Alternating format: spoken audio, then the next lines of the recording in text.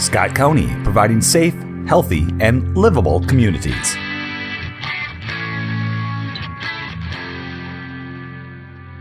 Mr. Chairman, thank you. And the shape was coming from you and Commissioner Brecky after the last meeting. So we're trying things to meet your needs so that the names show better and that you can see faces and know which staff is talking. So continue to provide us that input. It's been very good. One thing I might add is it's not just us, though. There's also camera angles for folks at home that actually watch the presentation. Not to put any pressure on you people.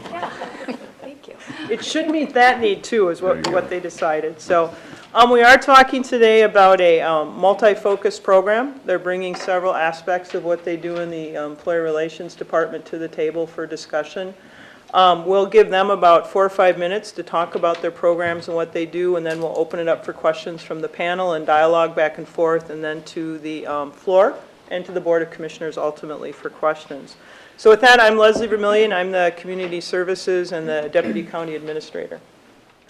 My name is Cindy Geis, and I manage the Property Customer Services departments. Greg Ilka with Community Services. I'm an analyst in the Planning and Analysis Department. Good morning, Suzanne Arnson, Child Welfare Manager. And hi, I'm Lori Huss, Employee Relations Director. Good morning, Pam Johnson, Labor Relations Manager. Hello, I'm Joan Schwartz, Senior Employee Relations Rep, and I support Health and Human Services and the Sheriff's Office. I'm Heather Shuey, Senior Employee Relations Rep, and I support the rest of the divisions that Joan does not oversee. And I'm Cheryl Kolash. I'm the Occupational Health Nurse here at the county. Okay, so I will go ahead and kick this off for us with a little bit of an overview. Before we start, though, I also wanted to give a shout out to Monica Siegel and Erin Bodine, who are in the audience, because they were very instrumental in pulling the data and helping us with the graphs. So I wanted to start with that, too.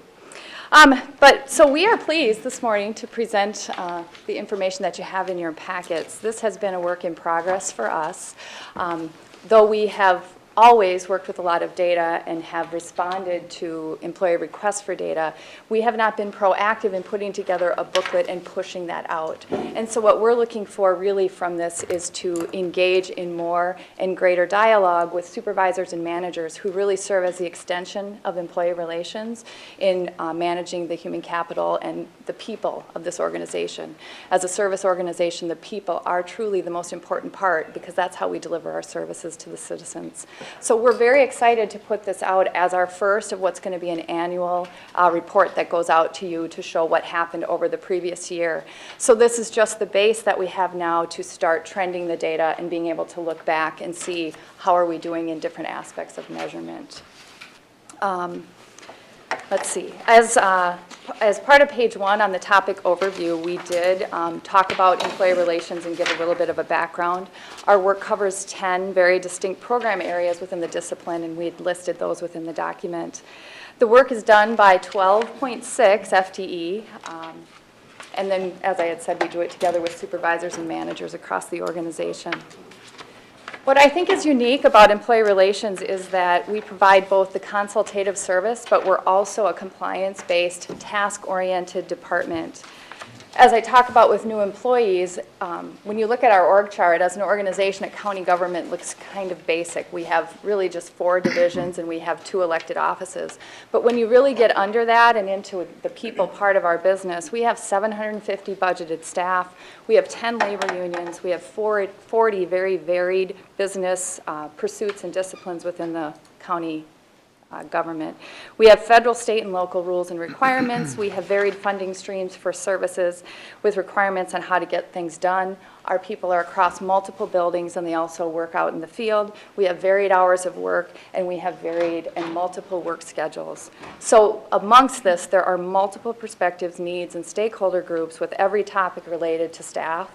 And it brings challenge and both great reward as we work through issues that all have complexity to them. So again, I just wanted to hit on why an analytics book. For us, the bottom line is it's intended to engage others in the conversation of our staff. With the goal of being an employer of choice, we want to define meaningful metrics, we want to identify benchmarks, and we want to set targets and be able to go back and look and see how we are doing in achieving those things.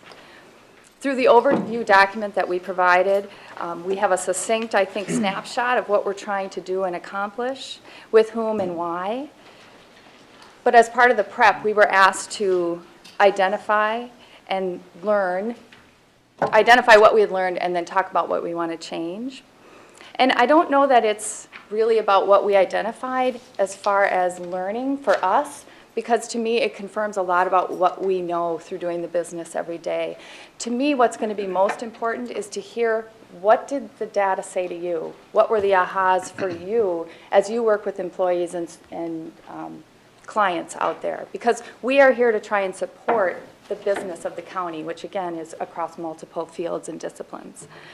So as I sat back and said, what are the challenges? I think some of the major challenges that we face as an employer and as a workplace comes from the mass exodus of baby boomers, who have predominantly been the culture of government for many, many years.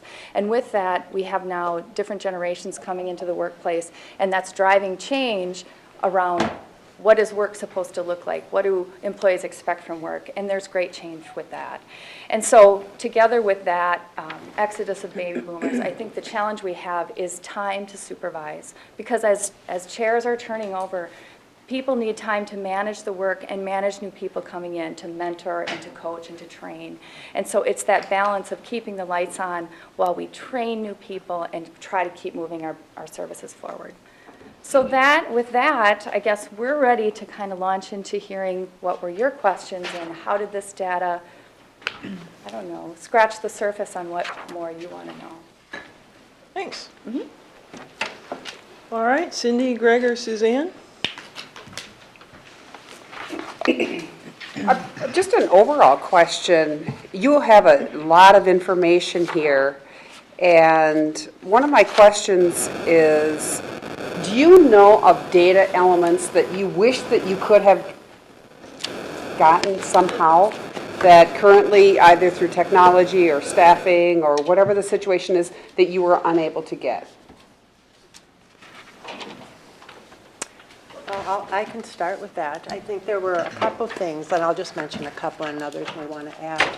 And I don't know that it's that we can't get it, but it's always time consuming. And, you know, do we have the resources, and is it a priority? Is it of interest to you as our customers? So one example for me would be, as we're changing the workforce, the baby boomers are retiring and we have a younger workforce. Is it important for us to understand how the various generations, what they value? And so when I look at the employee survey that we did in 2014, and we're going to be doing another one this summer, should we create questions that lead to more information separated out by age groups, or separated out perhaps by other types of differences in the workforce, so that we understand what the various employee groups value? We have consolidated the information. We understand how our employees as a whole value different things from our 2014 survey, but that would be something that would perhaps be of interest as we move forward with our total rewards philosophy. So that's just one idea. There are others, but I'll let others respond to ideas they may have. I will add to that with regard to the data on page 13 that we reported with regard to ethnicity.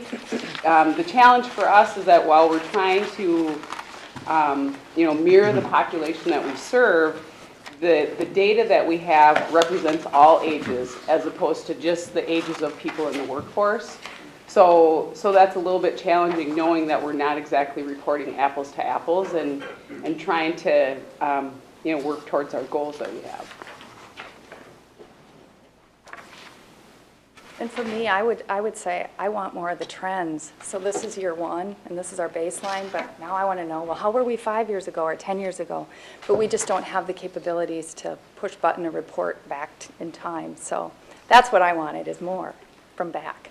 That was part of my question, was, Lori, what does this tell us over the last 10 years? And I didn't know if we had it, or if it was, so that we had the trend. You had a couple where you had by years. It was pretty clear, like turnover and things like that. Pam, it's interesting you said that, because that is one of the things when I went back and looked at our space survey. I wish we had asked by age and not by years of service, because I think there was a difference in how people commented on their workspaces. So, Yep. yeah. Yes.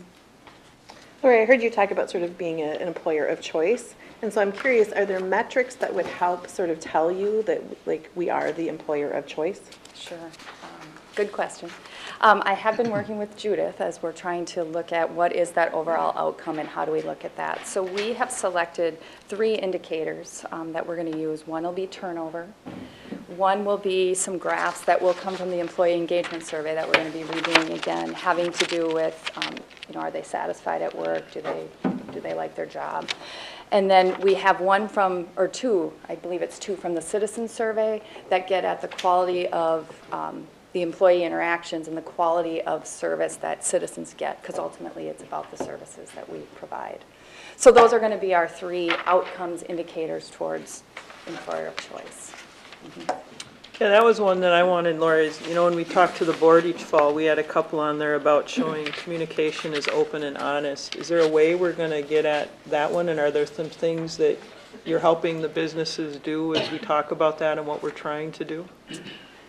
So again, for me, the engagement survey is a tool that we will use, and we'll do it every 3 years, but lots of questions around communication are included in that. So it's a matter of anchoring on particular questions. So this will be our 2nd time with that, and it will be trending with that. So after we did the survey the last time, we had identified communication as an area we wanted to improve, and we've been doing some things to try to impact that. And now we'll have to go back to those questions, draw them out, and then see if we have improved or not.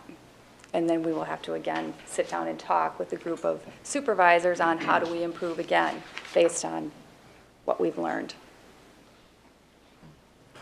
So when I went to review the information package, the other first thing I did was I went and pulled up the county strategic plan and looked through that for kind of the objectives and goals the county overall is trying to accomplish, and try to see the connection for your data and your outcomes.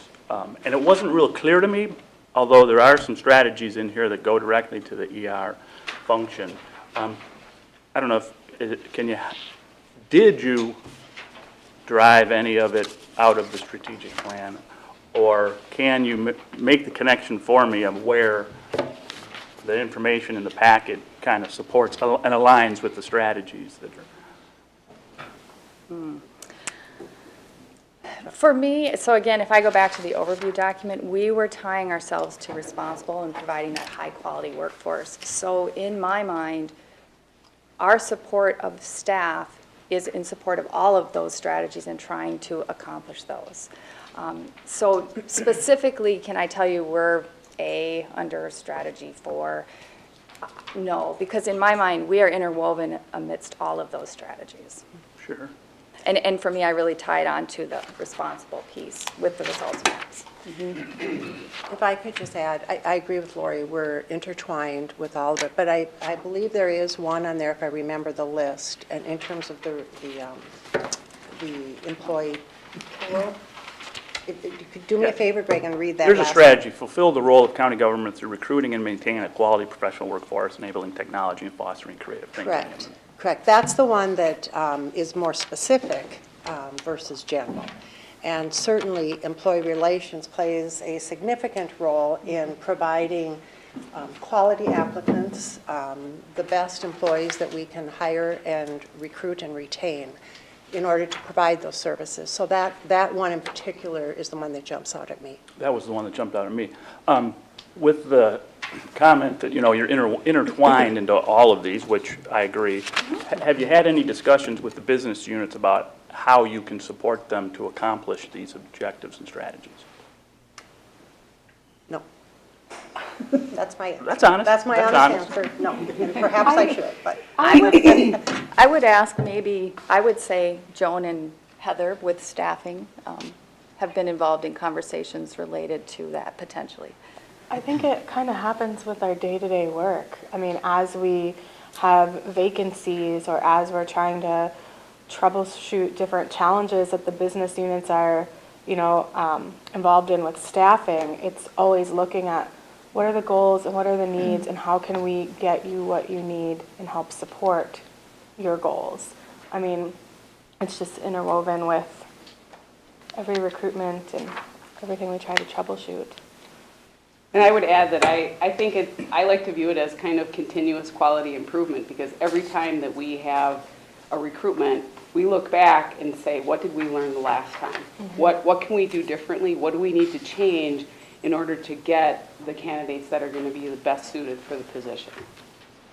I know I personally attend a lot of Leslie's meetings, and then I can kind of see what's going on in their areas and see behind the scenes and just get a better understanding. So even if there's not a recruitment right now, I might know, some things that are potentially coming and try to stay ahead of the curve.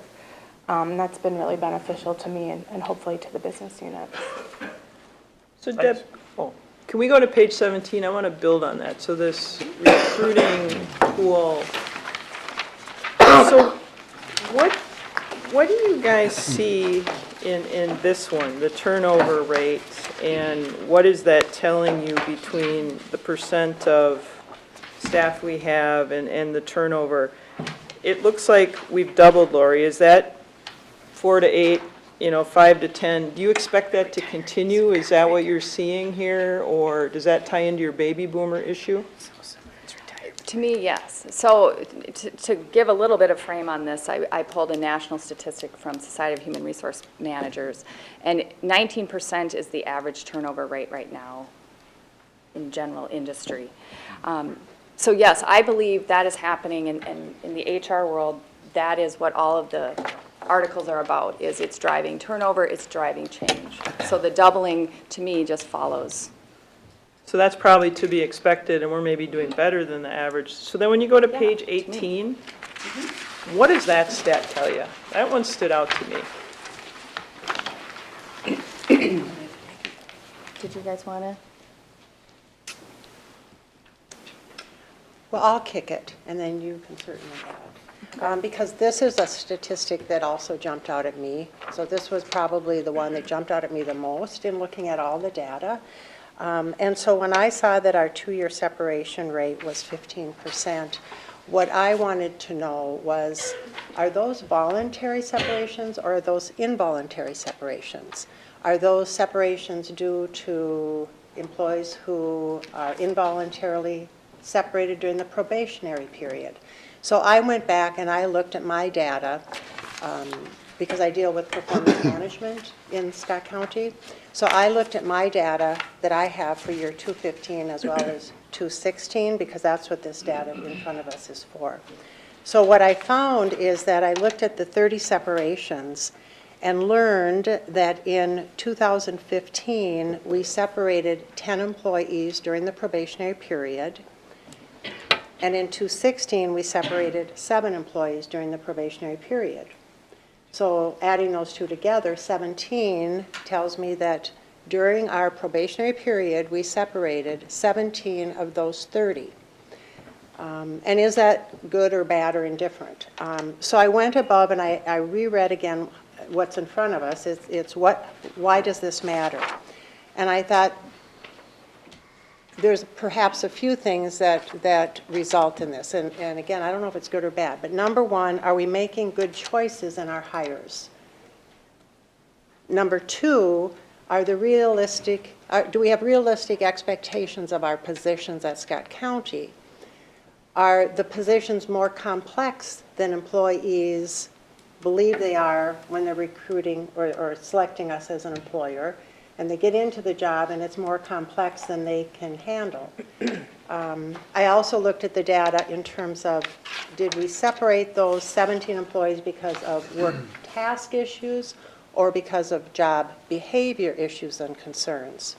Majority of them had to do with job tasks, not work behaviors. So we had, in the sheriff's office, there were a large percentage of those, and that's a 24/7 operation. So I think sometimes what I hear from our supervisors in the sheriff's office is that when they're interviewing applicants, of course they're talking about it being a 24/7. Sure, I can work 24/7 every holiday, every weekend, but in reality, it isn't always the easiest type of work schedule. So I think it lends itself to some issues in the sheriff's office. But again, these are based upon separations involuntary during that probationary period where the employees aren't meeting our expectations. So then what do we do about that? Do we try to hire more skilled employees who perhaps already have some experience in these various areas versus trying to train so that they're ready to start the job and run? Are the supervisors not having enough time to really mentor and coach these employees that come in the door? Because our supervisors are so busy trying to do their job that perhaps they don't have enough time to dedicate to our new staff to truly work side by side with them and bring them along. So I'm looking at, here's the data, but then how can we as an organization help support this? What steps do we need to take?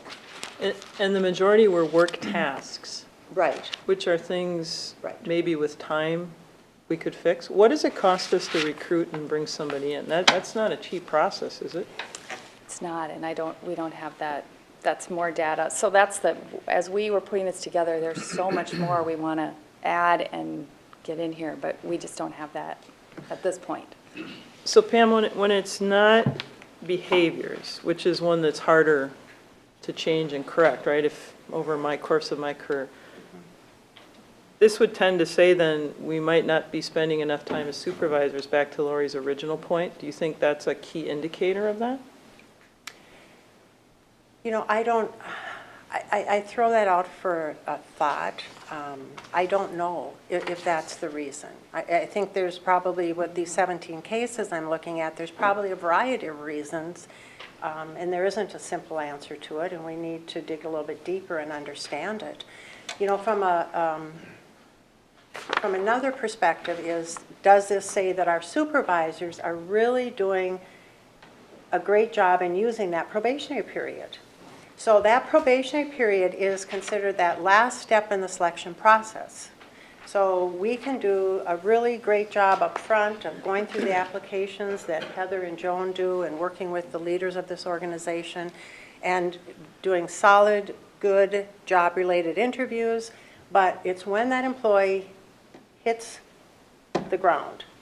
That is the last step in the selection process. That's on the job where we can really test them out.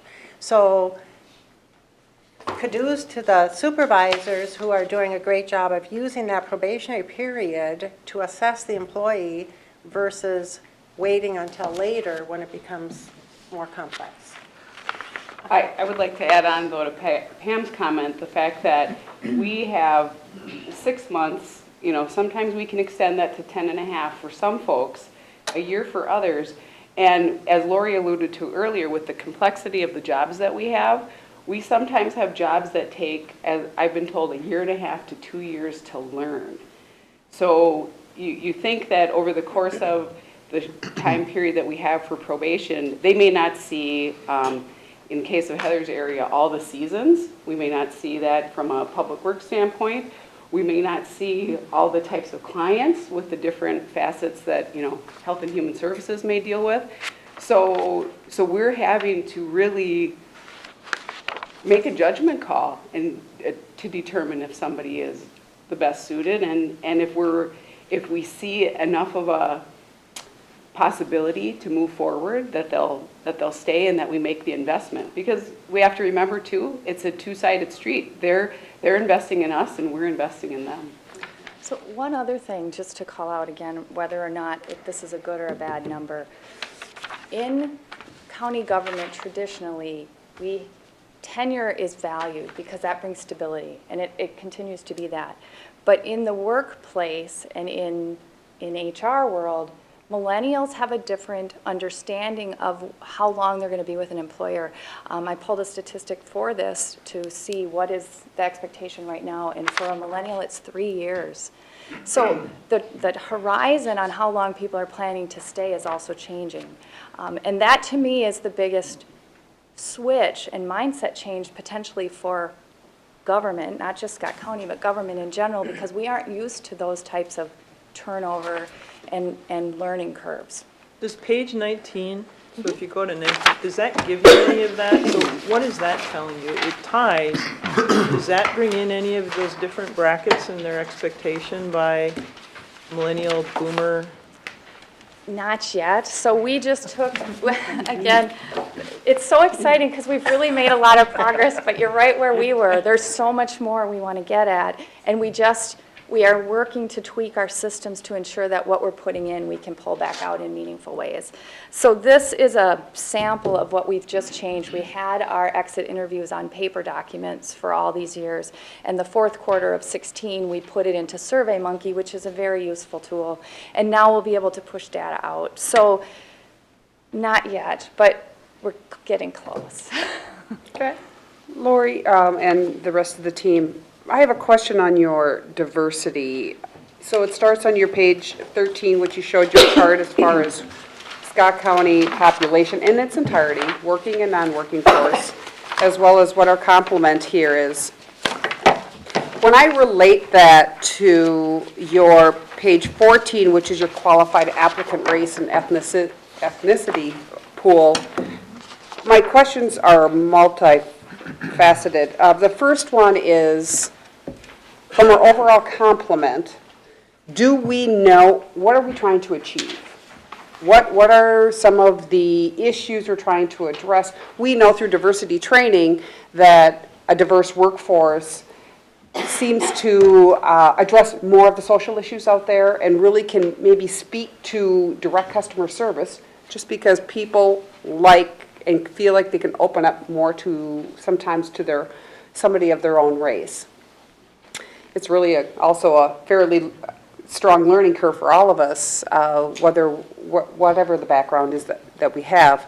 But when I look at these, I'm like, well, we are not a very diverse, we don't have a very diverse work pool. But I look at the applicant and we're highly white as we look at the people who apply here. What I don't also know from here is how many of these are Scott County residents. So there's a couple things that we're striving for. It's like 50 by 30. Do we want to have 50% of our workforce by 2030? Is that truly realistic? And does it provide any value? Maybe at the time that we decided that that was something we were going to try to attain, I don't know if I've really seen strong indicators as to why we really want to get to that level of workforce within Scott County.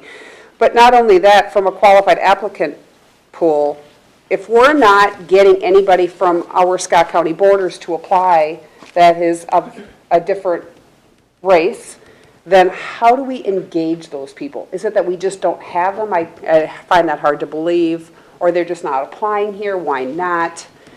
How does this impact the 50 by 30 different units that are working out there collectively across the org, and they know that within their small groups, missing that ethnicity and that conversation maybe are some of the drivers for them not also attaining some of their goals and objectives. What are your thoughts? Well, we don't know, like you said, how many of these applicants live in the county. We don't have like a push button report to find that out, although I'd be curious to see what we find as well. I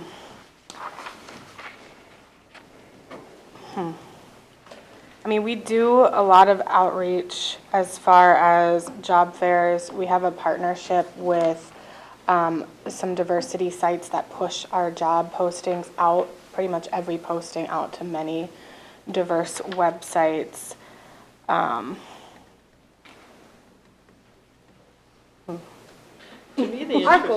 Our goals have always been to hire the best suited person for the job. So largely we are always looking for the most qualified because we are a learned organization. When it comes to the diversity, what this is telling me is that we have diverse candidates. Again, as Heather said, I don't know if they're Scott County residents or not, but from the perspective of HR and from plenty of studies that are out there, having more diversity amongst your work group is good for a business from problem-solving perspective, from varied economic perspectives in how we are tackling things, and also in how we are understanding the needs of our citizens. So to me, we are continually trying to mirror that community out there. And so this helps me to say, we need to do better targeting, different targeting, I don't know what the right word is, but there's work we can do because there's opportunity here that I think we need to go after. I mean, if I'm reading it right, it says 25% of our applicants are of diverse nature, but we're only employing 5%, right? Am I? But now remember too, this is a one snapshot. So over time, I think we all know in serving our communities, our community makeup has been changing as well. So it's not something that overnight we're going to go from 5% to 25. We want to see steady progress as our communities grow and change. Do you know, So while we're on diversity, can I pull us back to page 11? Because I'm feeling outnumbered here today.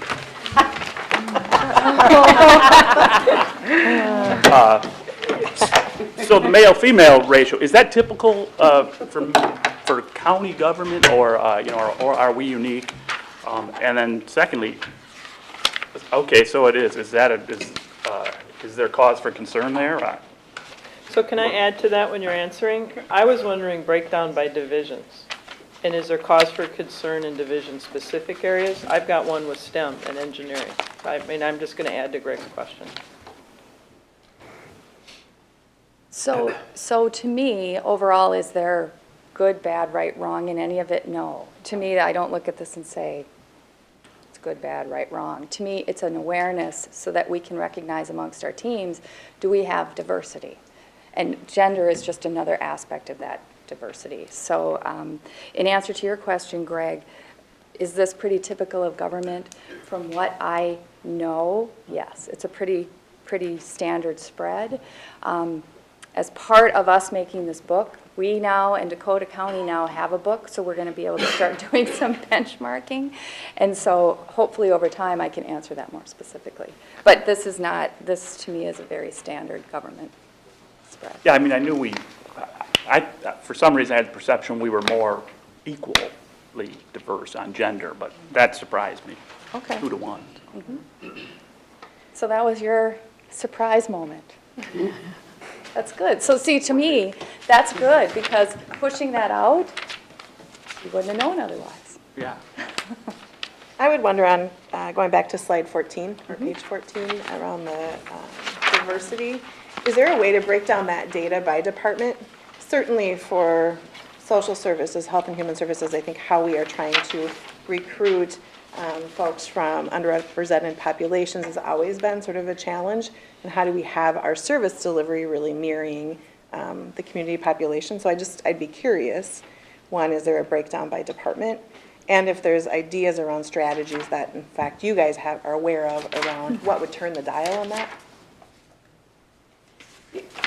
Your question is good. I think while preparing for the meeting, we realized that we've just scratched the surface. And I think, if anything, as we collectively sat around the table, one of the things that we realized, first and foremost, was that we do need to dig deeper.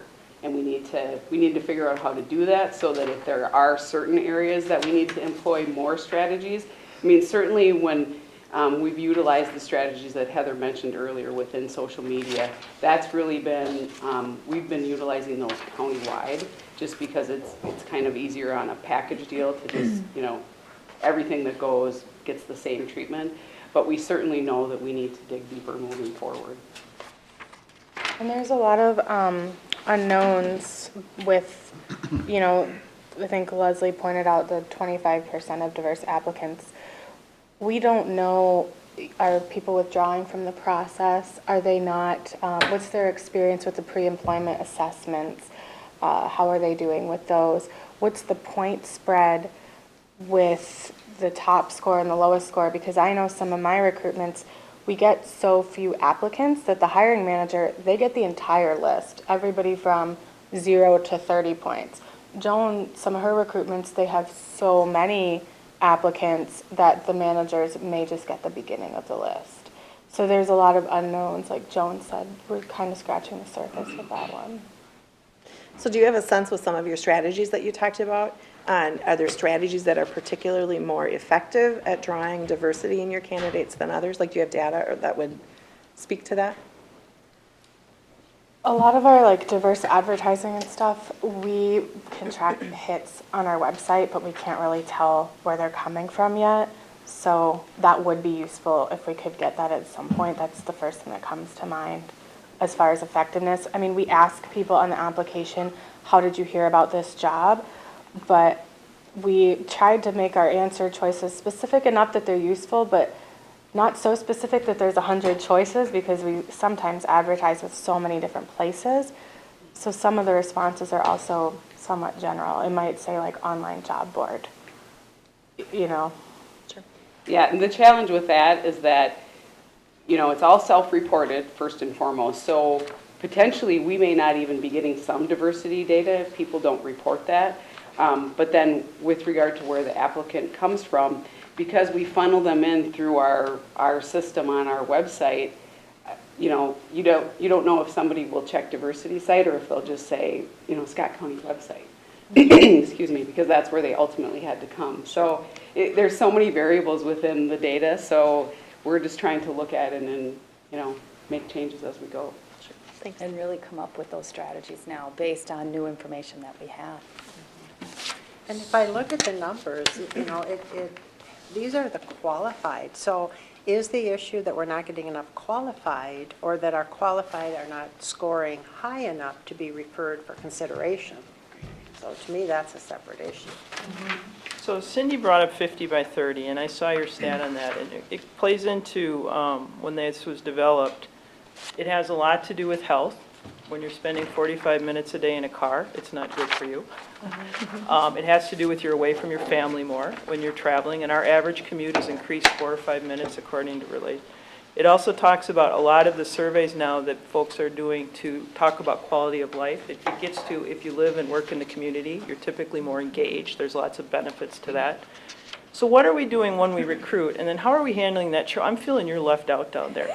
From a health and emotional standpoint, you know, what are we doing for folks, and where are you headed with some of your strategies there? Yeah, and I always wonder, why is a nurse sitting at this table talking about HR? But, you know, I'll tell you that this is a job that I've wanted forever, and I just think that having a perspective in this type of a realm. So I'll just point you to pages 6 and 7, mostly 7 more than 6. But I think one of the biggest challenges for, you know, me and also for our organization is to look at the different the different ages of all the people that work here, and to try and figure out what exactly do they want, what will attract them to Scott County, you know, and how are we going to keep them here. And, you know, salary is always a big thing, but so is work-life balance and a lot of flexibility, telecommuting options. And you probably saw that in your space study as well. I mean, different folks at different ages want different things. So really, what are we going to do with our total rewards philosophy, and how are we going to engage folks in all these different areas? And it's a tough thing. And, you know, again, working for government, it's not like you have a big wellness budget of, you know, $1 million where you can offer all kinds of different programs, but there's a lot of things we do. Page 7 is just a little bit of a snapshot of more specific things we did in 2016, and just kind of moving forward, how can I use this data, you know, and work with these guys at the table to make things, you know, more broad. And it's a challenge, but it's a good challenge to have. And it's not just Scott County. I mean, we're talking everywhere. The aging workforce, the workforce is changing. It's just part of the baby boomers retiring and different things like that. But, you know, one of I think the biggest, or the most rewarding thing I've seen, and I've only been here about a year, is the gratitude challenge that we offered in November, which had no incentive whatsoever.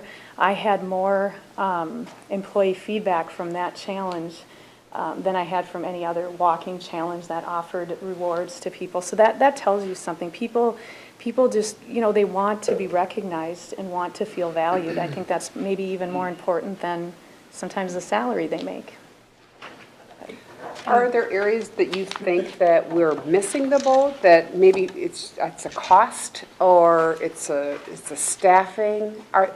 Knowing that you probably communicate well with different peer counties, what are some of the items that they're offering that Scott County is not offering? You know, I mean, and it's tough. Again, I've only been here a year, but I can tell you that millennials are very tech-oriented.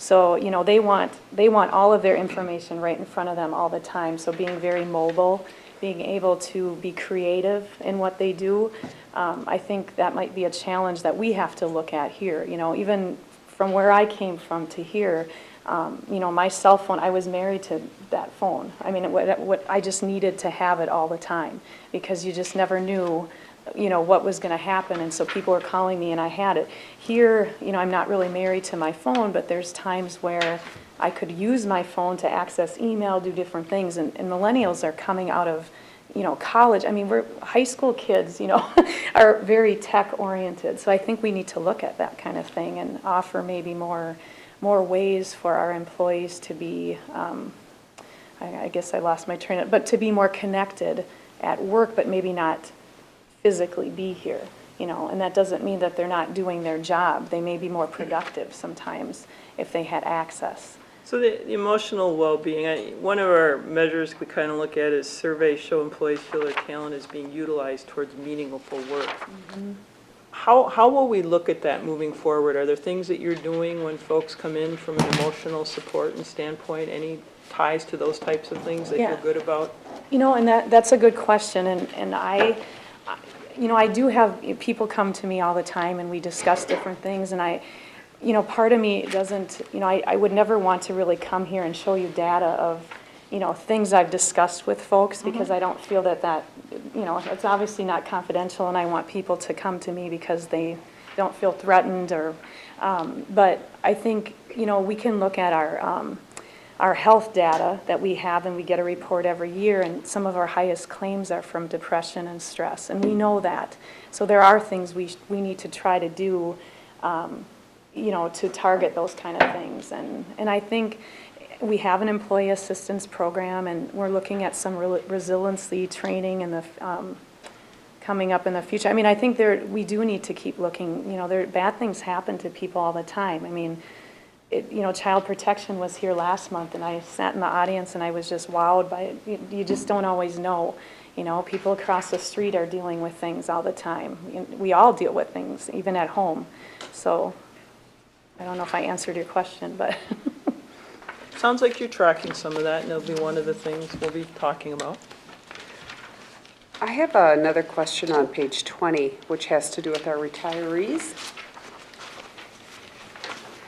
So first of all, when I looked at this, I was a little bit confused because I wasn't quite sure what these numbers represented, if they represented the full retirement eligibility age of 65, which I'm like, wow, we have 74 employees that are in the high five at the age of 65, or is it the number of employees, is that really relative to the average age of Scott County retirees, which is 62? But regardless, the number is large. And what I have heard from a multitude of people, either staff, I've heard from commissioners, I've heard from some of the public, is that when this person leaves, there is going to be a huge amount of brain knowledge that walks out the door. And what are we doing to try to address it? We know it. We see the data. We probably even know who these people are. As the conversations from managers and supervisors and even staffing starts tagging some of these people who are probably in that high five, what are we doing about this statistic, knowing that it's not just Scott County employees, but across a multitude of organizations, both public and private, as those baby boomers go and leave the working industry? Have we been tracking anything? Have we provided training to departments on how can we better prepare for retirees, and what should we be doing now with these people in their high five? Cracking the whip, saying, you got to document. Sometimes that's not so easy because it takes time.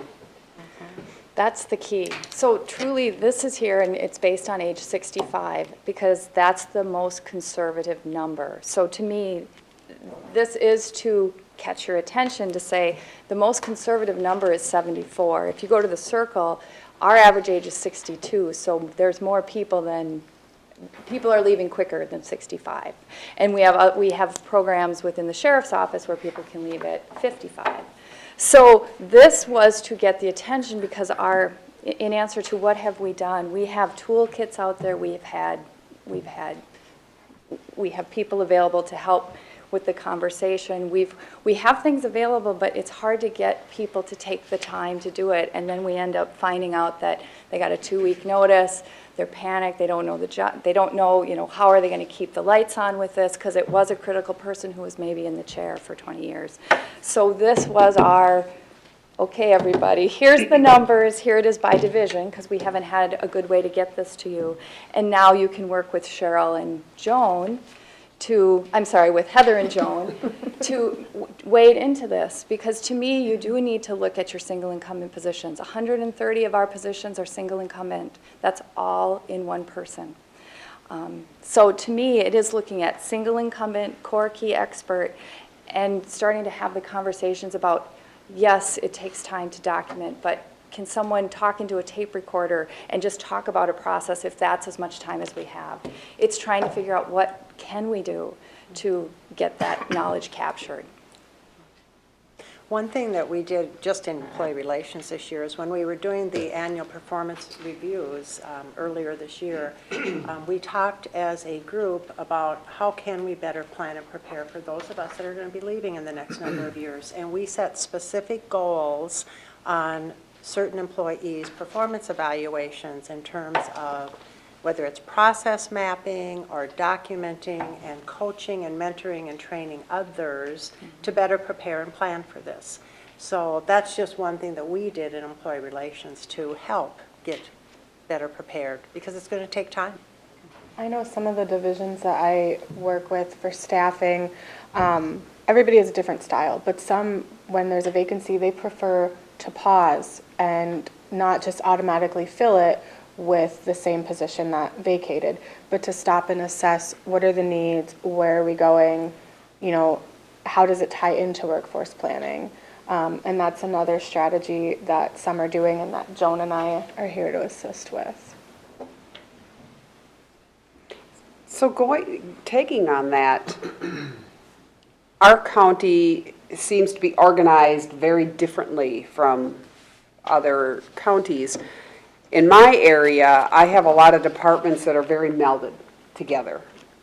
We have a surveyor who's a recorder, we have an assessor who's the tax manager. We have a customer service that is all-encompassing, that does a lot of different functions and tasks for people across the whole first floor and other floors. So to replace people that have been put in those positions, where do you see some of the largest challenges from a recruitment standpoint? If that's truly the direction we're going to go, saying we don't care what you're hired to do, but this is going to be the job. Where do you see some of the challenges going forward, knowing that your pool is going to be fairly limited? I think one of the things I've seen is, say a specific job has 3 main focus areas. We might find applicants that have only 1 or 2, because out in the world with other counties, it's more traditional that they would only know 1 or 2 parts of the job. So that does place, additional burden and resources on the training, because we have jobs that are melded together, and that's where I think the probation period and the training become so important. And I think sometimes we've had to adjust our expectations that we might not find somebody that can walk in the door and do every component of that job, but if we can get 2 out of 3 and see the potential to train and build on the 3rd, then maybe that's what we ought to be looking for with some of our recruitments. So one of our other Will Success Look-likes talks about the triannual employee shows employees feel they're being provided with competitive rewards based upon achievement. So what is page 21? How do you think our employees feel about compensation? How are we doing in that area? Well, I can tell you, based on the employee survey, the results we received, and this was in 2014, and so I'm anticipating and hoping that they're going to change for the better in 2017. In the 2014 survey, when we asked for what are the most important things in a job, number 1 was meaningful work, and number 2 was compensation. And when we asked if they are satisfied or how they feel about our compensation, only 40-some, I think it was 44%, but 40-some said they were actually satisfied with our compensation. So that was a concern of ours, and we needed to understand more about that. What are the concerns? And so we really looked at that and listened to employees and got out into the workforce, also being at the negotiating table, to understand what are employees dissatisfied with. And then, as Lori and I worked to prepare for 217, especially for 217, because that's when our union contracts were up, we looked at what are we doing with compensation, what can we do different, and made some changes to it. So again, I'm really hoping that things will improve in terms of our results with the survey.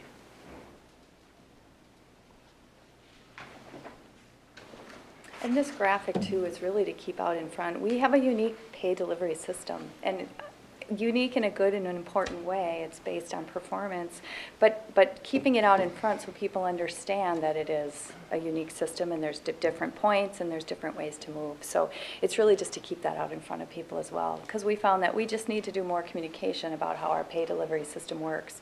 Because if you don't understand the system, then you're going to be dissatisfied with how things are coming out.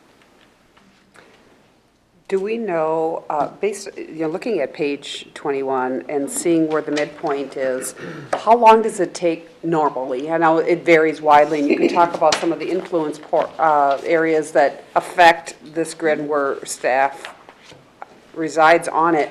But how long does it take for someone to get to market, whatever that is? And then how does this, and the staff turnover, where do they lie within this grid? It would be interesting to know, are the people who leave, are they actually in the, above the market, below the market? Interesting statistic if we had it.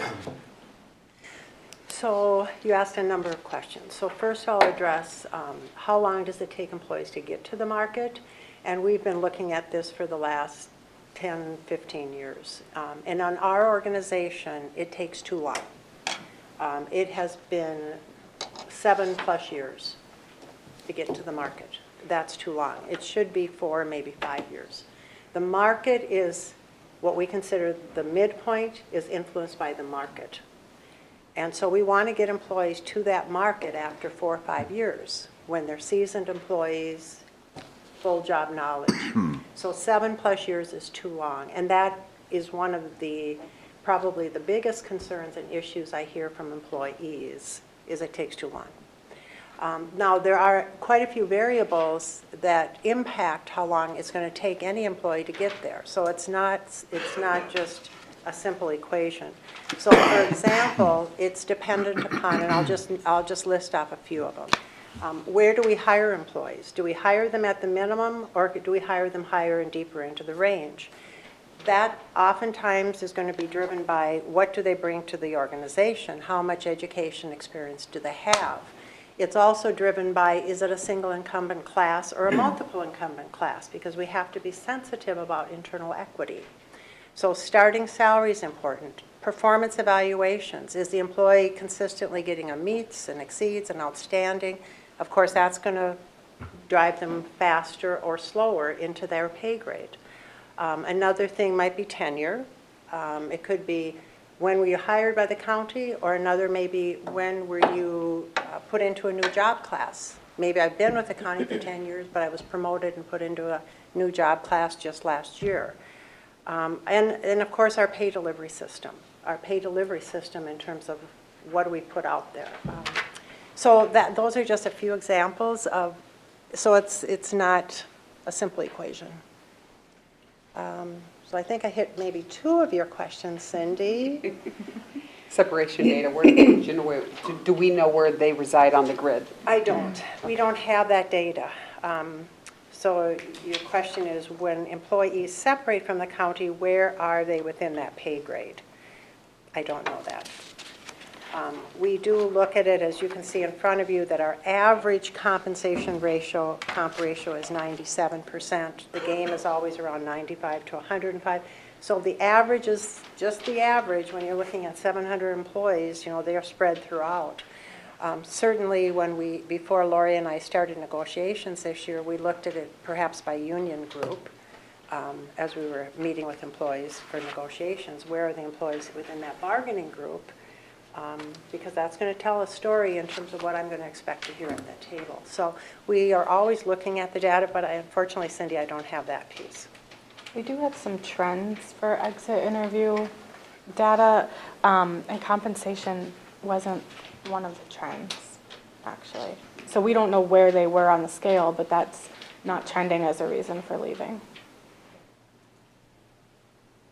So what about page 22? It's the only chart we haven't hit. Is that a typical year? How has that looked over the course of the past 10 years, 5 years? So this really isn't a typical year. It's a little bit different than I've seen. So I have data from, we went to pay for performance. We started pay for performance in the mid-90s with non-bargaining, and it took about 10 years or a decade to get all the union groups on pay for performance. So I went back about 12 years and just looked at data and trends. What I saw different in this year was that the exceeds, let me start with the needs improvement. The needs improvement at 1% is always about the same. It ranges anywhere from 2 to 14 employees throughout our organization. So I see that typically is around 1%. The outstanding, I'll say, is very typical. The average is 25% over time, 24%. We're right there in the ballpark. What the other two categories is where I saw a change. I saw a change in the exceeds and in the meets. So meets usually runs closer to 20%. This year, or for 2016, it's 28%. The exceeds tends to run about 55%, and this last year, 2016, it went to 47%.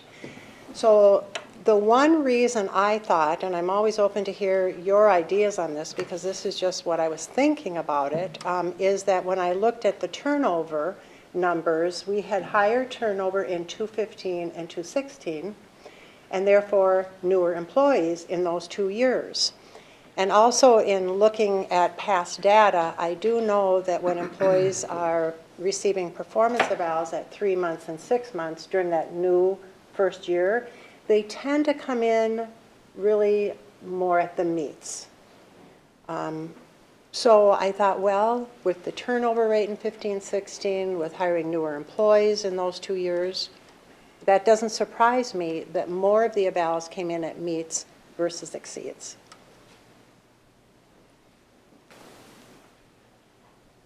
Other questions from the panel? Suzanne or Greg? Was there any ahas to you guys? What was the biggest aha when you looked at all the data and you tried to actually compare it across many of the grids? And where do you think your focus is going to be a year from now? Over the course of the next year, I should say. Survival? Well, to me, the aha is there's so much more we need to delve into by division, by department. And so then it comes back to a points made, I think, all throughout is where is the priority and how do we prioritize what we focus on? Because there's so much and it's exciting and we want to get to it, but again, we're lacking that time. So it's really trying to work with all of you to decide what really is the biggest bang for that effort. So I'm going to open it up to the audience who's all over here. I think Tracy is here somewhere with a microphone for folks that have questions. Don't be bashful. Thanks. My aha was a little different. I have a lot of concerns around the retention pieces. One of the things, though, that caught my eye here was for HHS, we've had 90 new hires in 2 years.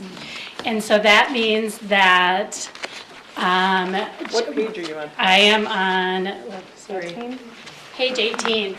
That means that just about 30% of the workforce in HHS has been here less than 2.5 years.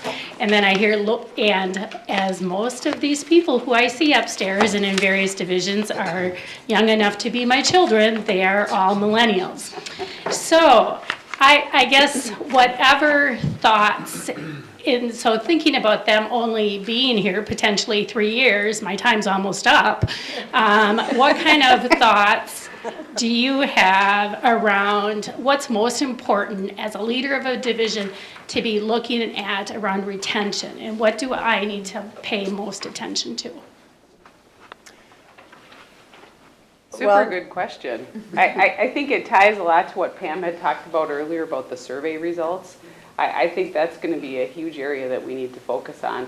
And as I stated earlier, with some of the positions in HHS that take 1.5 years to learn, so if we're looking at a 3-year window, that's alarming. I mean, that's truly alarming.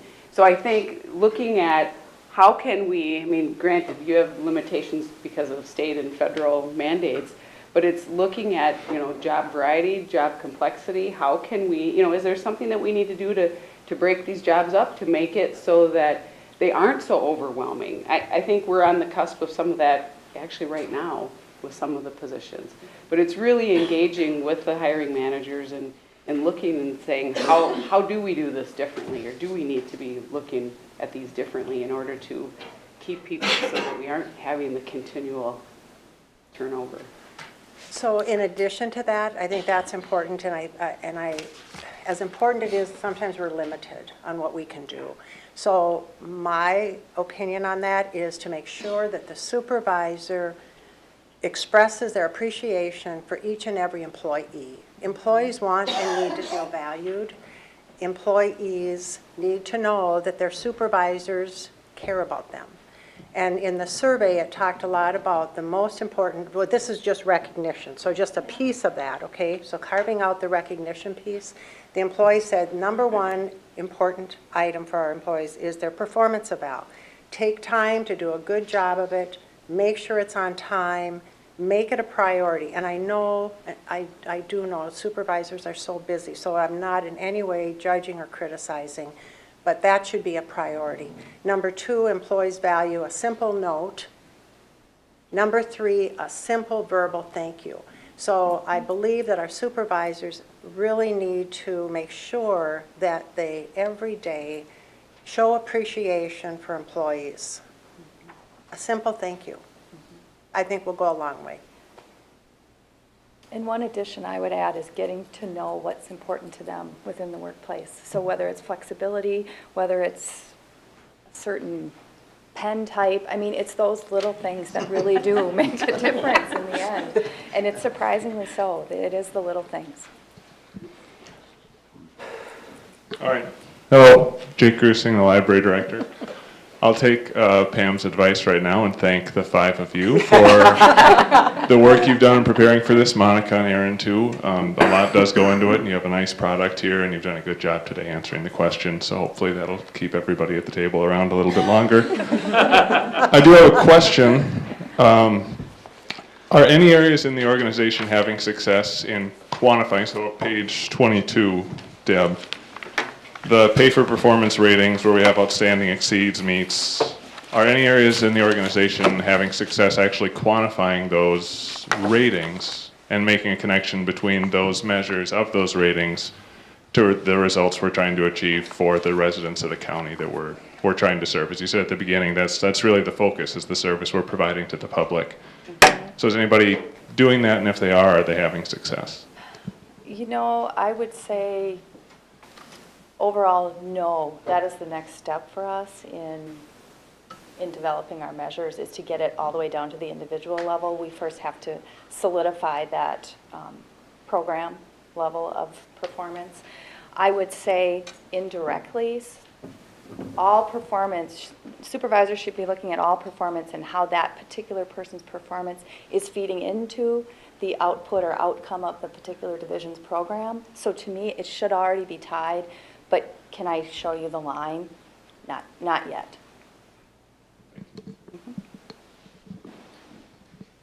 Are you ready, Jake, to move in that direction? Sure. Are you going to be our pilot? Judith Brumfield. I had a question about, again, page 18. Pam, your breakdown of that data, talking about how many of the separations really had to do with those people on probation who didn't get past that.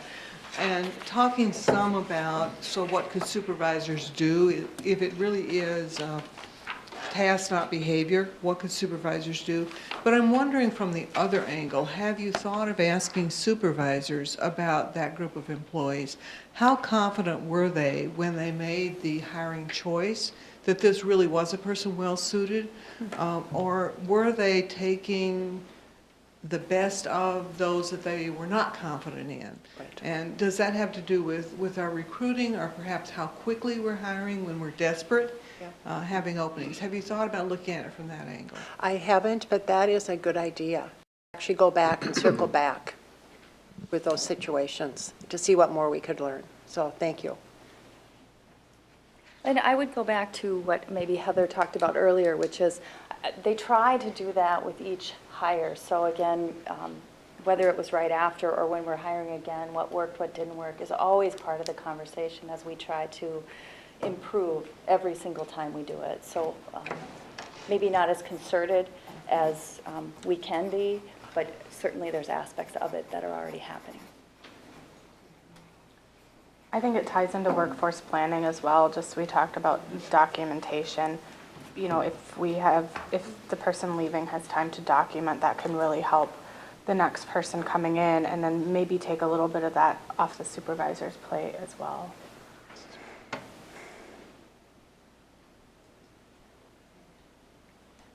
Well, Mr. Chairman, seeing no more questions, I'm going to turn it back to you. Leslie and members, thank you for the presentation. I sat and listened to this. Remember my days as an employer and thinking, I'm not one at the moment, except as chair of this board. We all, in that sense, have some obligation to our employees. But thinking, wow, what a great job you guys do in making sure the place is staffed up with the best possible candidates while negotiating some of the other minefields that are out there that we have to recognize as well. I have a couple of thoughts. Maybe I'll hold those though and open the floor to my fellow commissioners for other comments or observations. Commissioner Ulrich. Yeah, I had some questions on page 19. I notice under the category of supervision, there's a number of 28% plus there of a reason why they left employment, and then also 14% for work environment. I don't know if we have a way to drill down on those. I would think that under supervision or even work environment, that if someone indicated that we would have a whole bank of questions to define what that really means. If we don't, I would encourage us to do that. Figure out if there's supervision issues, what kind of supervision issues are they, and work environment as well. Those are numbers that are alarming to me. That we talk a lot about compensation being a big factor, and why people leave, and then look at this and see that, boy, it seems like supervision is 7 percentage points higher than pay even. And work environment is only 7 points below pay in leaving. So I would think we really want to drill down and get more data in those categories. Because I think we should be able to improve those substantially. We did this is only 1 quarter of data, and this is probably the thing that excites me the most about this book, is that as we continue to get these exits on SurveyMonkey and have this data, we will have the capability to drill down by department or division and really spot some of these trends. And we do have the option for people to type in comments after selecting their answers. We didn't share them just because it kind of gets rid of some of the confidentiality on some of them. But I think the more that we use SurveyMonkey and the more data we get in there, the more we can make use of it, and I'm looking forward to that. Just another follow-up. I got to follow on to your question too. Exit interviews, are they Survey Monkey, that doesn't give me confidence, Survey. That almost makes me think that, is this an optional exit interview? It should not be optional, it should be a condition of employment, that when you leave, that you will fill out an exit interview. And it should be something that's probably way deeper than you would include on Survey Monkey. Well, great point. The reason why we went to a Survey Monkey option was that so people could feel free to put down their comments, and that it wasn't, you handing the paper to me, so I know that you said it. Obviously, depending upon the comments, there may be some way to point it back. But keep in mind that this isn't the only tool that's out there. I mean, this is obviously a tool to give us good data. But I believe that hiring managers, once they receive a resignation, they're having the conversations with people. Now, granted, if supervision is really the main issue, is a person going to tell their direct supervisor, well, you're the reason I'm leaving? Probably not. But hopefully, in terms of having that discussion, they're at least enlightening them on other issues that may be contributing to their departure. We are regularly looking at that when resignations are received in terms of, are they going to another county? Are they leaving the industry? Are they in a job that was just too stressful? They wanted to change altogether. So we're really trying to capture that, at least on the hiring manager level or within this survey. So we have, a lot of tools at our disposal. I'd be curious to run the numbers to see how many people have left versus how many have done an exit interview.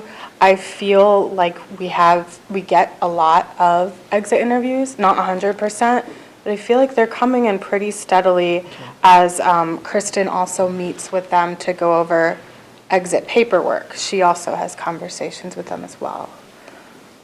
Just one more, if I could, on this. Okay, I also noticed the commute time is about 15% of the factor in the people. If you have candidates A and B, and they're essentially, it's really a closed toss-up, and do you factor in traveling distance at all in that? I mean, if they're coming from 50 miles away versus somebody that's 5 miles away or 10 miles away, That would really be a question for maybe some of our hiring supervisors, who would be the ones wrestling with those final two candidates in a hiring process, and what differentiates it. Well, maybe that's a rhetorical question. Is there a response to that? I don't need a response. All right. Well, Cindy? Commissioner Ulrich, I do think that in interviews, that question is asked, saying, you live 70 miles away, knowing that we live in Minnesota where the weather is not always the best, do you feel that this is going to be a challenge for you to get to and from work? I would say in most of those cases, I think that question is asked at the interview table, and they'll take that into consideration when they're making their final decision. Yep, I think that's one that we ask. The other one that we'll ask sometimes is if they're overqualified. Why? Because that's another one where they might be a short period and turn around. And I've seen that, I think, 3 times in our division in the last year. I'm getting this point, just one quick point on this graph here is that, Mr. Chair, thank you. If you took out the supervision, the whole 28%, that number's going to go to somewhere. It's always going to equal 100%. So in the end, there's always, it's like you plug one leak. Oh, so we took care of the pain, we took care of the supervision, but now it's the working, but so. Or they didn't leave. Or they go. Better not be giving exit interviews today. So we'll take that as an observation. Yeah, just an observation. Yep. Commissioner Beer. Yeah, I just, I tried not to make a point about reiterating something, a point that was already made by Commissioner Ulrich, but that was the same page I had turned sideways in my report, was the supervision. And because that really jumps out, is like I know this is new data, it's got about a quarter of data, but that really jumped out the page of me, obviously did you. That's something that really needs to be looked at to figure out what changes can be done to make that big of an impact. So we're not looking at that bar next time. So, Chairman, Commissioner, one comment I want to make, because in the HR world, supervision is typically the first reason people start looking for another job. When it gets to the point of making it public, it's easiest to say it was because of pay or something else. But it really goes back to what Pam was talking about earlier and the relationship that employees feel they have with their supervisor and others within the organization. And I think that's where then they're able to come out and verbalize that is in this. So I agree with you, and it's information we need to push out. But I do believe it comes back to that simple act of valuing, knowing, and ensuring people feel a part of the particular department and position they're in. Good to know.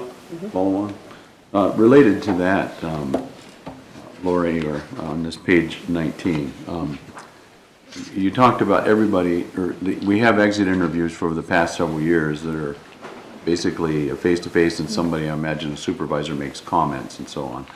And apparently what we're looking here on page 19 is the results of 1/4 of SurveyMonkey, which has a high degree of anonymity. Okay, so that maybe is asking my question about it. Can we compile the data from the face-to-face interviews, and is that of any relevance or any value to us when you compare it to SurveyMonkey type stuff? Or I imagine they're apples and oranges, aren't they? I would say they're not apples and oranges. There is trends, and Heather hit on some of the trends earlier, which was across a couple of years of data. So definitely we can look at those reports. In the past, they were reported to the division director team so that it could go out. But that's what we were trying to do with this, was enable us to be able to get to a broader group of audience in a more anonymous way.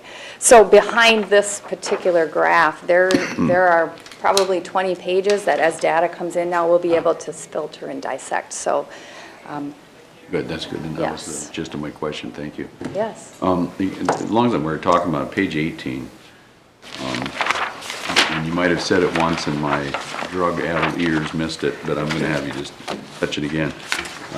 Some of us have expressed concern about the growth of government, and I'm looking at, of course, the two categories here that just leap right off the page. Well, actually three: community services, health and human service, and sheriff's office. We have a lot of hires and few separations, but I have a hunch I'm not reading this graph as correctly as I should. So help us understand what we're looking at here again. Yes, so this came out in debate among staff. Pam keyed in on some of that, saying this is going to be a question. And so you're correct. With the hiring, they're not directly correlated. So every SEP wasn't a hire. We have hires. We might fill one chair 3 or 4 times over the year in some of our positions because of turnover. So those are not directly correlated. All of our hires are into budgeted positions that were approved by the board with our budget process. So this is one we need to work on because we feel there are maybe incorrect correlations being tied to numbers. So we need to bring more clarity to what is this saying. Doing simple math and then, of course, creating a leap of logic, it looks like we expanded our workforce by almost 130 people last 2 years, and I don't think we approved that. We did not. I had a hunch I was reading it incorrectly. Representative. Commissioner Becky. Thank you. Thank you for all this data. I don't think I want to be a representative. I think this is great, but I'm really thinking about the future and some of the statistics we're looking at least in the next decade, with how our labor pool in the short term is really, really going to be shrinking.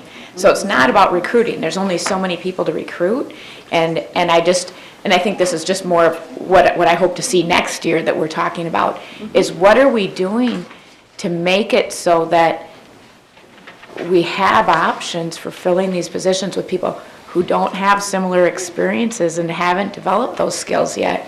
Because I think if we look strictly at the statistics of people coming up and just the numbers of working age people for the next 10 years, we have a real crisis, frankly, a labor crisis, and that it'll be important to do a couple of things. How are we making sure that people who work here are ready for that next step or that next position, which hopefully will make them feel better too? And how are we changing our mindset so we're hiring people who have those, maybe just the characteristics to do the job, even though they don't have the experience yet? Because I think we got to be ahead of the game on it. We're starting to see some of those real crunches in some of the industries around town. The jobs that aren't being filled, in many of our industries, it's starting to hit hard. So probably, and I'd love to hear what you've thought and your plans for that already. So, I'll start.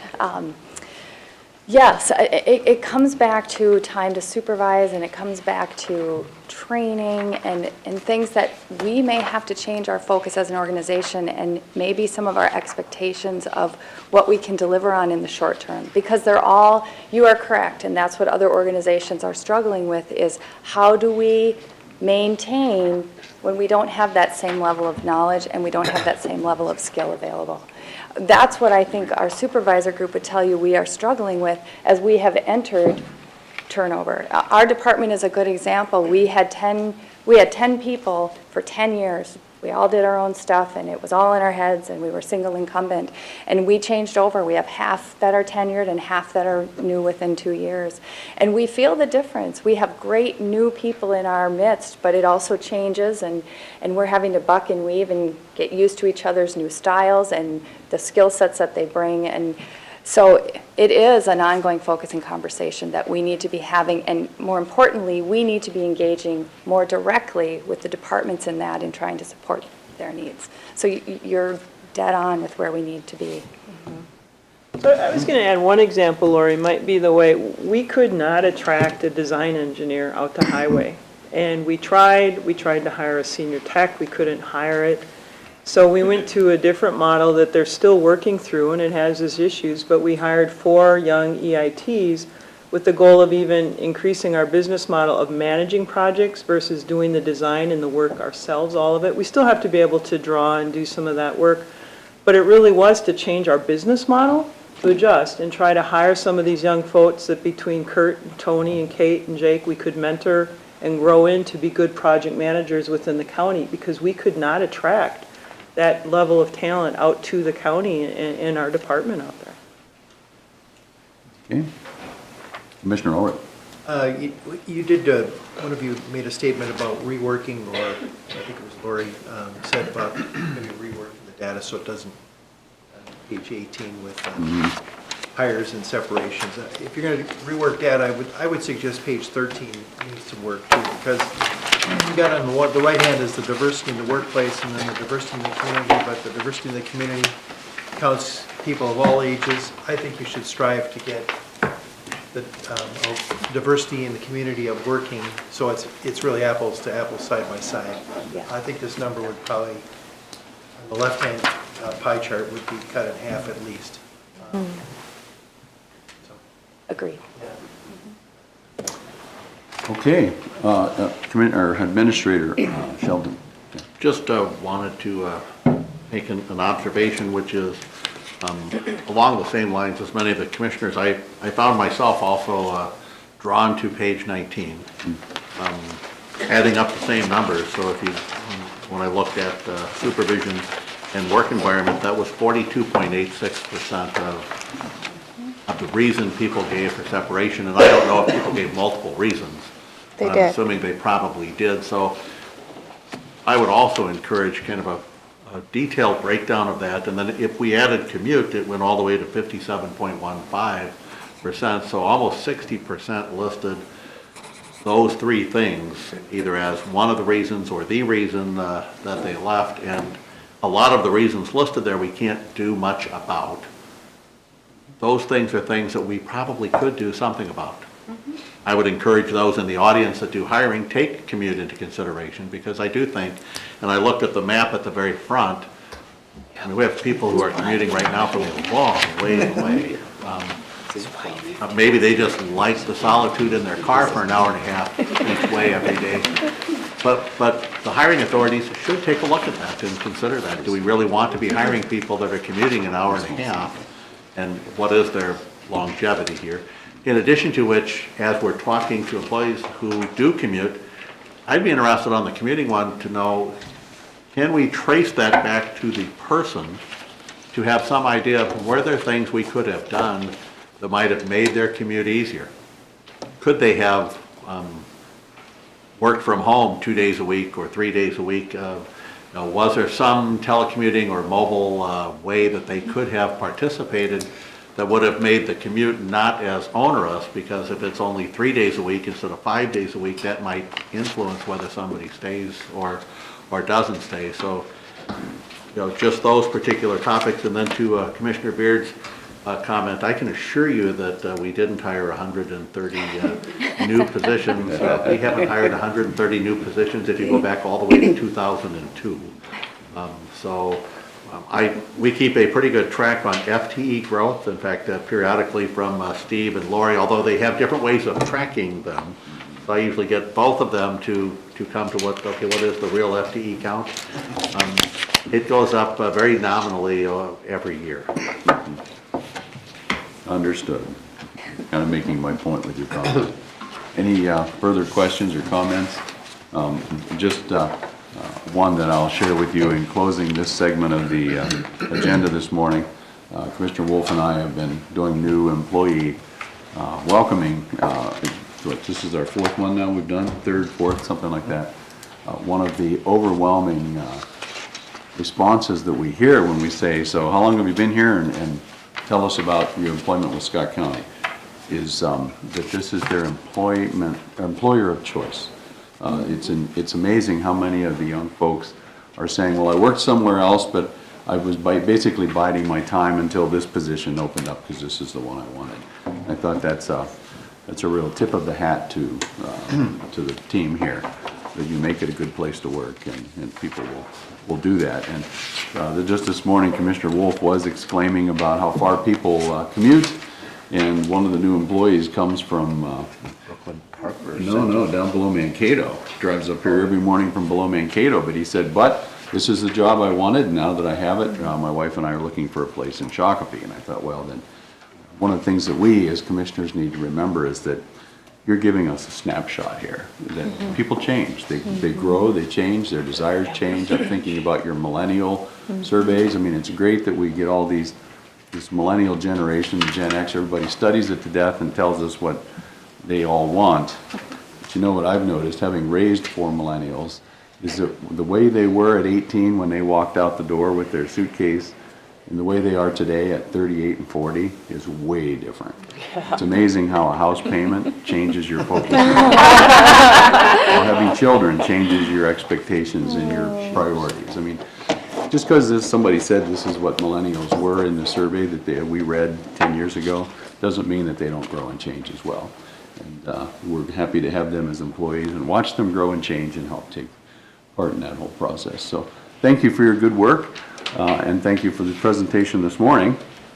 And so with that, we'll conclude this section of the agenda at 9.1.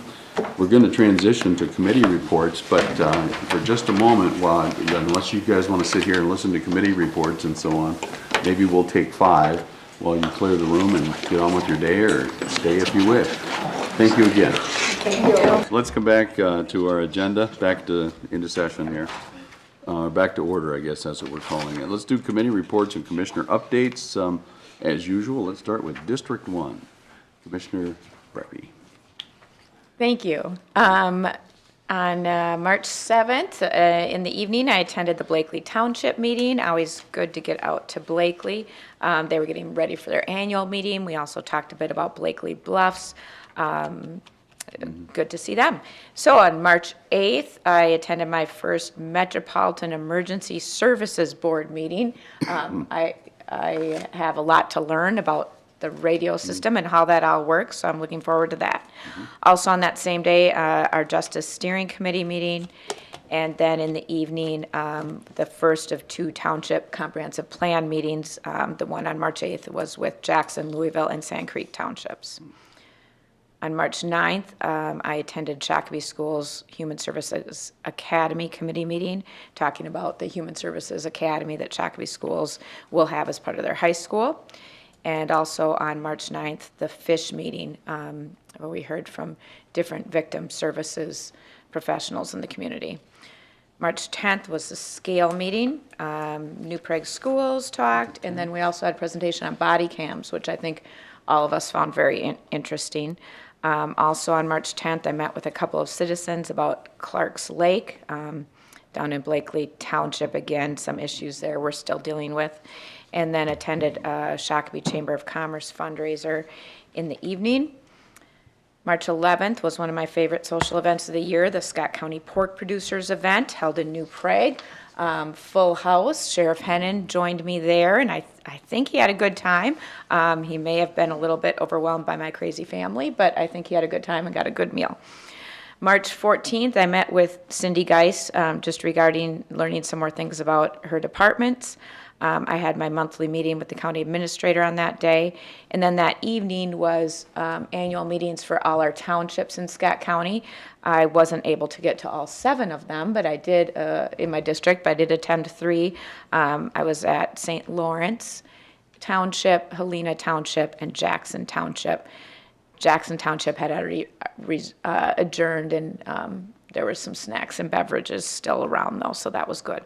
And then finally, on March 16th, I had a MELSA board meeting and board orientation on that day.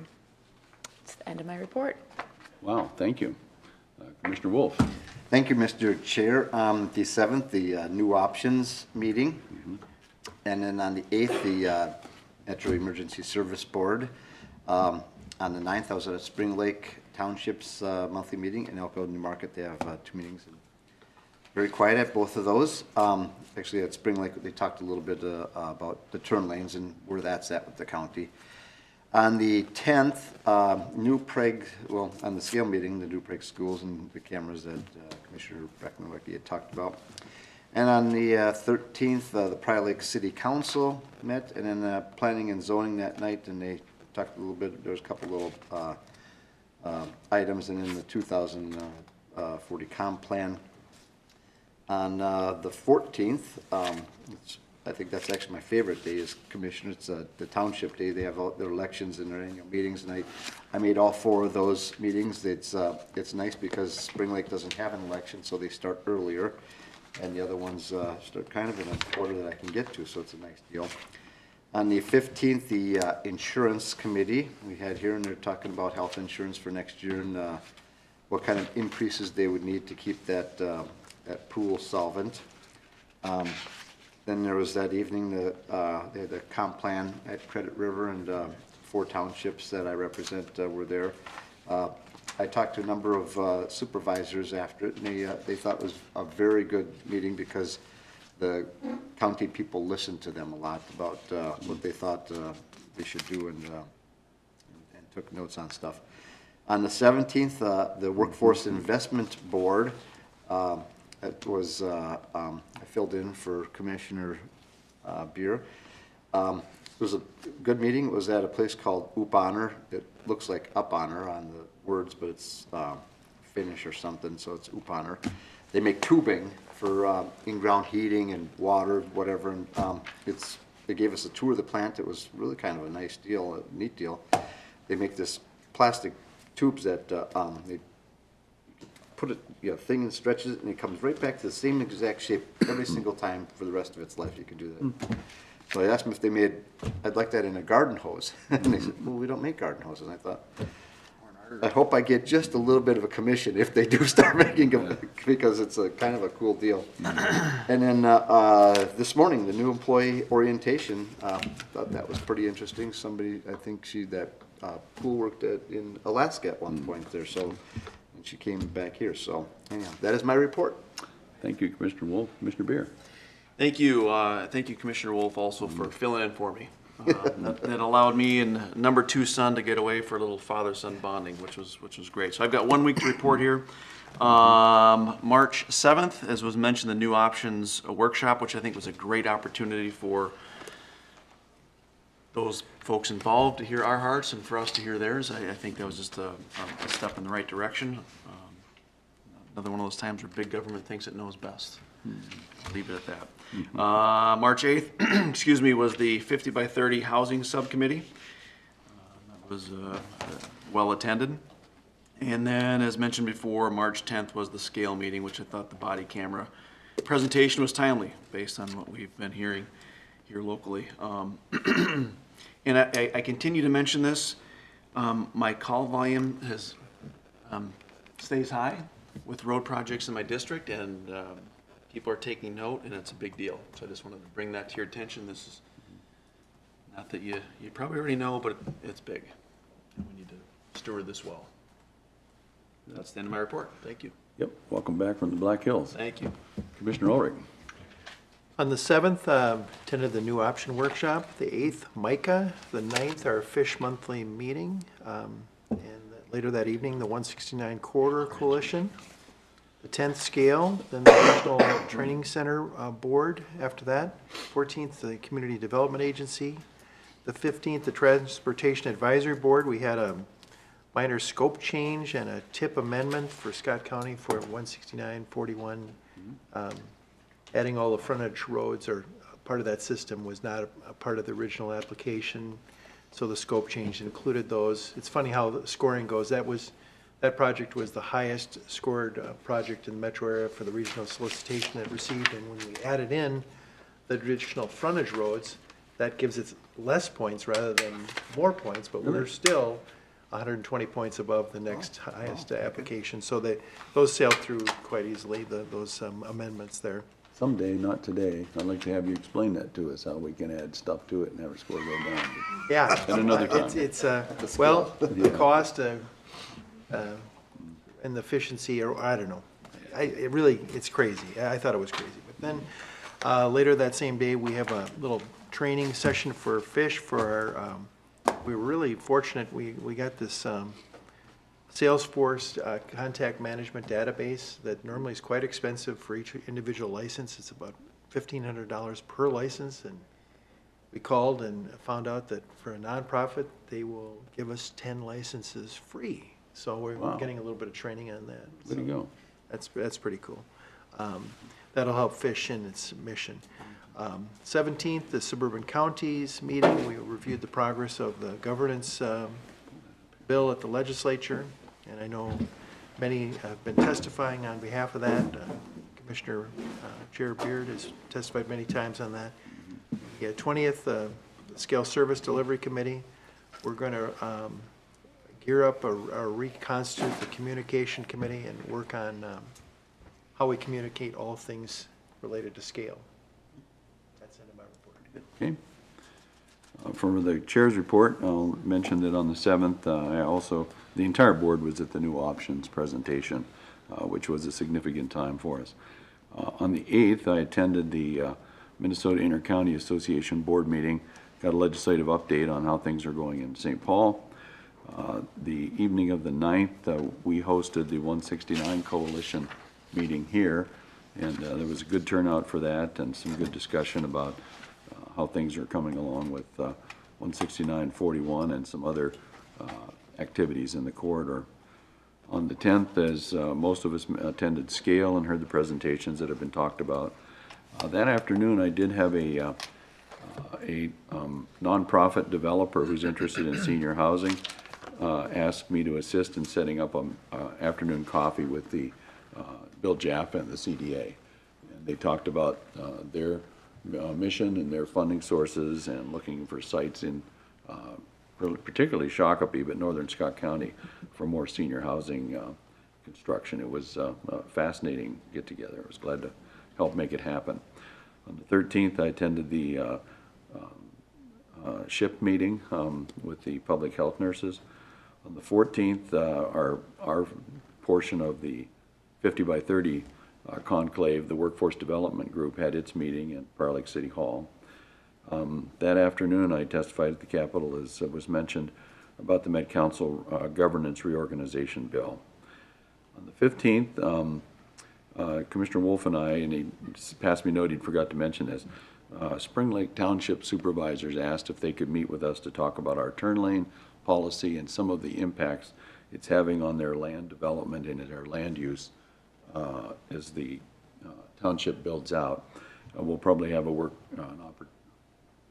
workshop to talk about that going forward here, but it was a good meeting to hear their perspective on things as well. And then I drove from there to the extension meeting at the fairgrounds. First time I've ever attended the Scott County Extension get-together. Of course, I'm now one of the board liaisons to that group.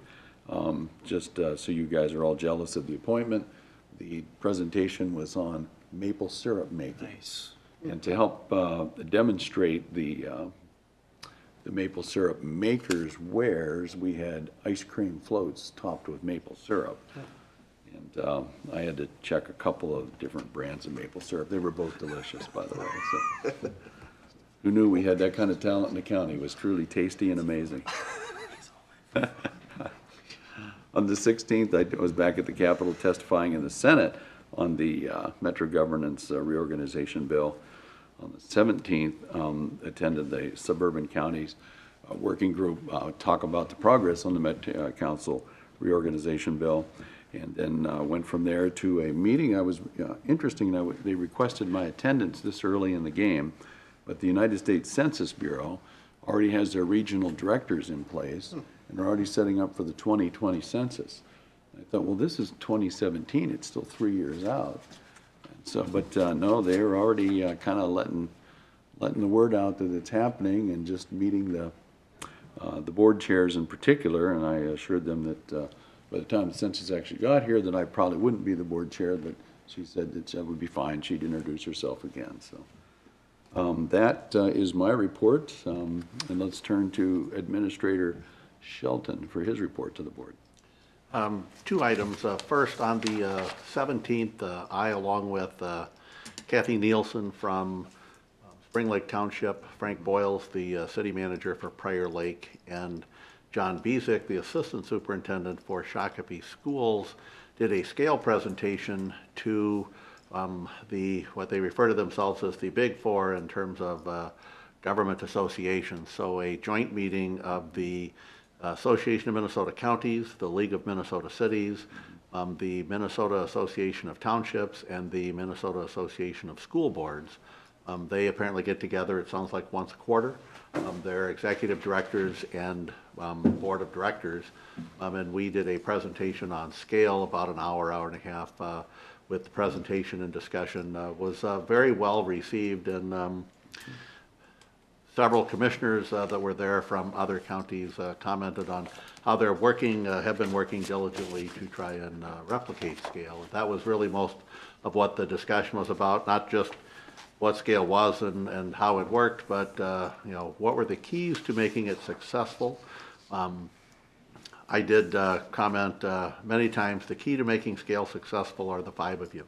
It's how the board approaches it, how the county approaches it, that I think is generally been the success or not success of scale and those types of organizations overall. And that was also added greatly to by Frank Boyles, who tended to agree that it's really the county is all encompassing. Each other jurisdiction has their slice of it, but the county itself is all encompassing. So the leaders of each of those groups wanted to pass along their kudos to the Board of Commissioners, both current and past, for the support that the county has given to scale. And then I want to continue to beat this horse to death. There is now a bill out in the legislature. It is House File 1734. That would deal with the mental health cost shift. It is not getting a great deal of support, from what I can tell so far, amongst legislators, and so I would again encourage our board members to go out and try and support with our legislators 1734. It sunsets, it doesn't eliminate it immediately, but it does sunset it by June 30th of 2020. That is certainly better than nothing, and so if that's what it takes to get that cost shift off of our back, that would be a good thing. I also found it interesting that the bill takes the money that is being paid right now by counties to either Anoka or one of the community behavioral hospitals, and it puts it into a special fund that will then be granted back out to county boards to help establish different types of care centers within their counties. So at least the money that we'll be paying in will be coming back out either to our counties or others to try and help address the particular problem that we have with not enough community-based programs. But it would be, that I've been able to tell it's not zooming through the legislature with high probabilities of passage right now, and so I would really urge you to contact your counterparts and also contact your contemporaries in other counties to try and make sure this gets support. The data shows that through 10 months of last year, if you remember, Representative Vogel said that the fiscal note said this would cost counties $1 million on an annual basis, and through October of last year, it was $17,607,122 that counties had paid into the state for this. And I think Pam's email says they're estimating it'll top $24 million this year, but it also has, it was June, I think, of last year, July 1st of last year, that the second cost shift kicked in. So, you know, this is high on my list of priorities. I hope it is on yours, because it is for us, a budgeting nightmare. And that would be the end of my report. Members, questions for the administrator or for each other? Tom? Mr. Chair, yeah, I did hear from Deb Pauley. She's on the school board in Jordan. I don't know if she was on that board, but I saw her at the fish fry on Friday night. She said you guys did a great job. So just wanted to pass that on. An hour and a half long, and she said it was a great job. Yeah. Okay. That was going to be It was mostly discussion. Good Q&A. Mr. Brecky, did you have something you wanted to ask I about? just had read this morning about 1734, so I just wanted to share that both the House and Senate bills, it says, have been laid over for possible inclusion in the omnibus bill. And Senator Rosen is the one who's really trying to say that this is a priority, which I agree it is a priority. So I just wanted to give that update. An observation of Senator Rosen's carrying the bill in the Senate, that says something. Who's the House author, do you notice, right there? Sorry, I just. Oh, that's It's good. Deleted. Don't look it up. Senator Rosen's all I need to hear. Any other questions or comments before we turn to our colleague, County Attorney Hocevar? Not necessary, Commissioner. Oh, for crying out loud. Not necessary to have You want trouble? No. Motion to adjourn. Well, hold on there just a second. Hold on, I'm going to entertain that in just a moment. Members of the public, we're going to go to a workshop now after adjournment, where we're going to hear about the Scott County Water Plan update and talk about child protection staffing. With that, I'll entertain the famous motion. So moved. And second. All in favor signify by saying